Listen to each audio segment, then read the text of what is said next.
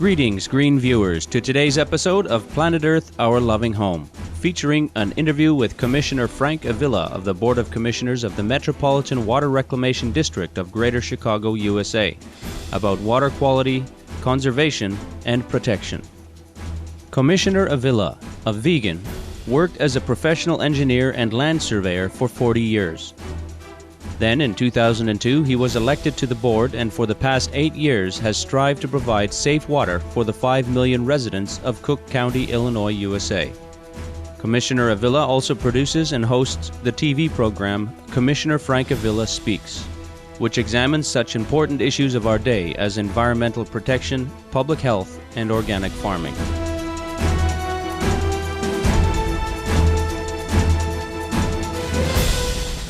Well, the overall responsibility is, one, we treat wastewater. Two is we protect our water supply. What's our water supply? Lake Michigan. We have to ensure that no one is polluting Lake Michigan.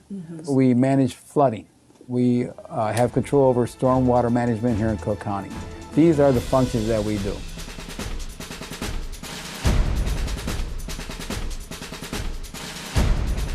As part of its mission, the board also focuses on water conservation. In the USA, average residential outdoor water use, such as watering lawns and plants, accounts for nearly 30% of total residential water usage, with it being nearly 60% in California, USA. Across the world, rainwater harvesting is gaining popularity as a way to address water shortages that nearly all nations are facing due to climate change. Harvesting can also prevent municipal drainage systems from flooding and protect streams and rivers from runoff pollution.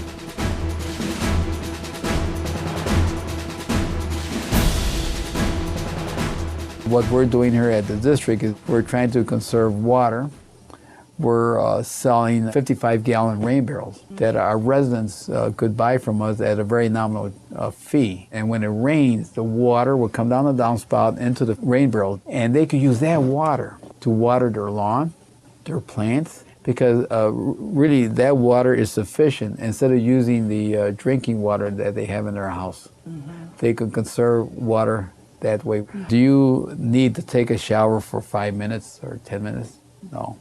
You don't need to take that water. When you brush your teeth, turn off the faucet. We need to help the water to survive. We, the human beings, we need to help water. The water is helping us to live, so in turn we should help the water.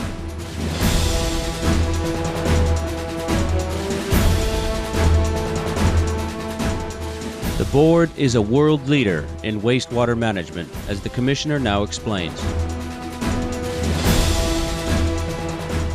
My duties as a commissioner is to set policies, procedure, and approve contracts to protect our water environment here in Cook County.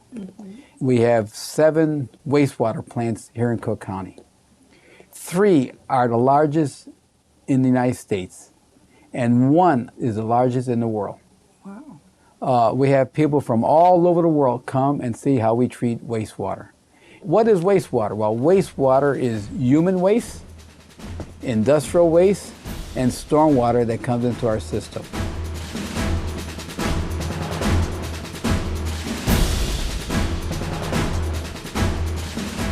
Water pollution is one of the most serious problems humanity faces. In many nations, untreated sewage and toxins from industrial and agricultural operations contaminate water bodies and cause serious health conditions and fatalities. The United Nations Children's Fund and the World Health Organization estimate that nearly 1 billion people lack access to safe water and 2.5 billion lack adequate sanitation. Adequate sanitation is defined as having a sanitary facility that ensures hygienic separation of human waste from human contact. Globally, 1 child under the age of 5 dies from a waterborne disease every 20 seconds, with 43% of all water-related deaths due to diarrhea.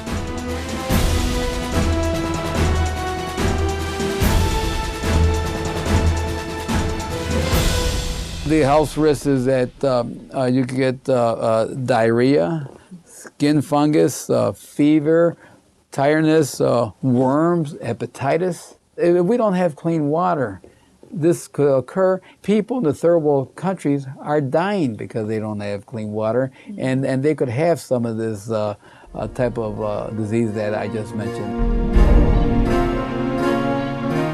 Humans are not the only ones who depend on clean water sources to survive. The health of global freshwater ecosystems reflects the overall health of our Earth. According to the United Nations Environment Program, from 1970 to 1999, the Freshwater Species Population Index, which measures the average change over time in the populations of 194 species of freshwater birds, mammals, reptiles, amphibians, and fish from across the globe, fell by nearly 50%. As a human being, we need what? We need water and air and food to live. Well, it's the same thing with the aquatic life. They need dissolved oxygen, they need food, and they need water to live. And that's how you could determine the quality of the planet also. Many are not aware of the detrimental impact of cosmetics and medicines entering our water bodies. It has been demonstrated that these substances harm the reproductive capacity of some fish species, and many instances of mutated amphibians and birds have been found as well. When you intake pharmaceutical drugs, it doesn't absorb in your body, it eliminates from your waste, it goes into our wastewater plants, it goes back onto the environment, our personal care products, what you put on your skin. There's a book out there called Toxic Beauty. And what that means is that we all want to look beautiful. So we put toxic chemicals on ourselves so we can look gorgeous. And this is toxic that when you take a shower, it comes into our system. Then what happens in our system? It combines in our system and forms a new compound, a synthetic compound that is harmful for the environment. After this brief message, we'll return with more from our interview with Commissioner Frank Avila about Earth's precious water. Please stay tuned to Supreme Master Television.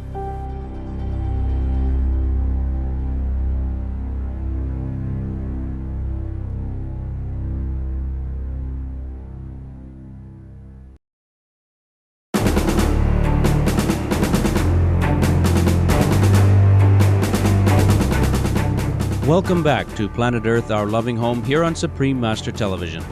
Our program today features a talk with Commissioner Frank Avila of the Board of Commissioners of the Metropolitan Water Reclamation District of Greater Chicago, USA, about water conservation and protection.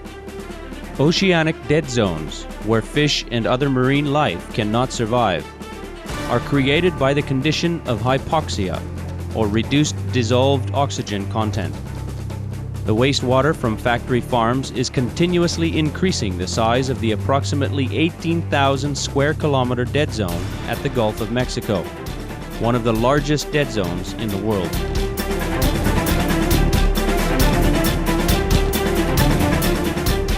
When we treat our wastewater in one of our 7 plants, we treat it and we'll discharge that into the Des Plaines River.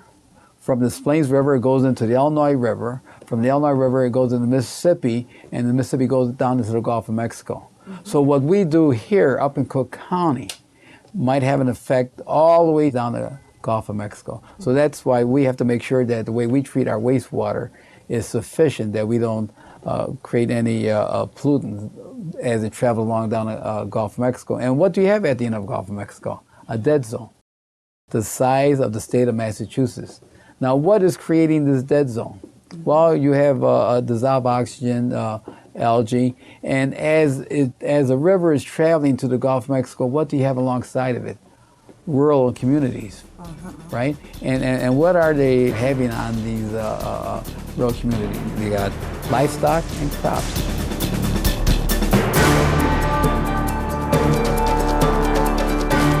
In the U.S., 70% of all antibiotics produced annually are used on livestock. As the animals are made to live in utterly filthy and dangerous disease-laden conditions, one reason the industry uses the drugs is to keep the animals alive until the time of slaughter. This abusive practice not only breeds antibiotic-resistant bacteria, but also devastates our water supply and the oceans.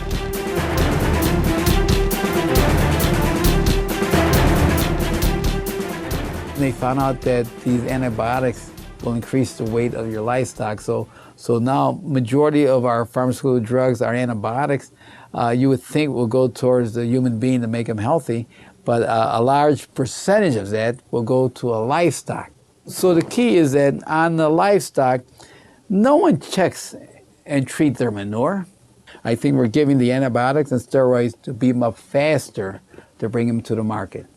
And when they limit their waste, they stay in the manure. When it rains, the runoff goes into the streams, and also this has an effect. And that's why we're having this dead zone at the end of Gulf of Mexico.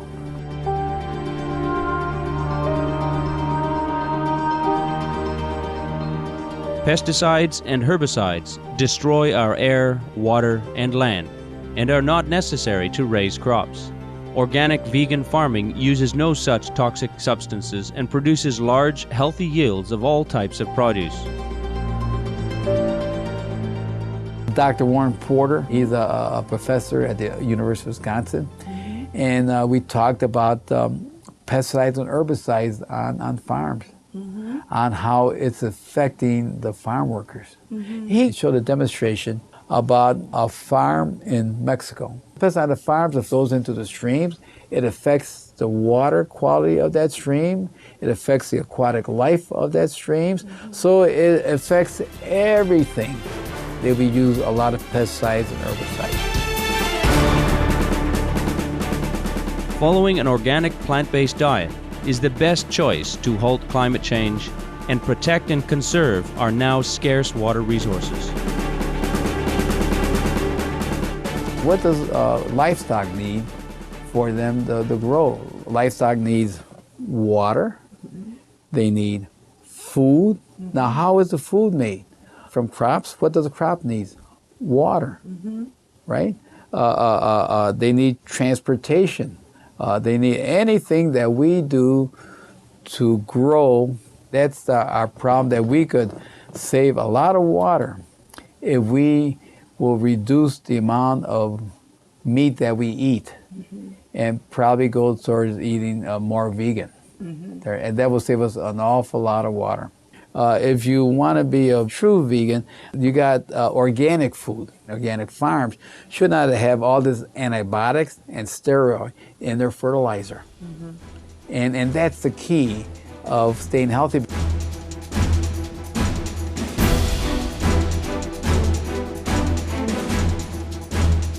Our respectful appreciation, Commissioner Frank Avila, for your dedicated efforts to safeguard the Earth's limited water supply and the environment. May you continue to successfully do your laudable work and spread the message about the virtues of eating organic vegan foods. For more details on Commissioner Avila, please visit www.mwrd.org. EcoWise viewers, thank you for joining us on today's edition of Planet Earth, Our Loving Home. Coming up next is enlightening entertainment after noteworthy news. May your noble endeavors bring greater peace and happiness to all.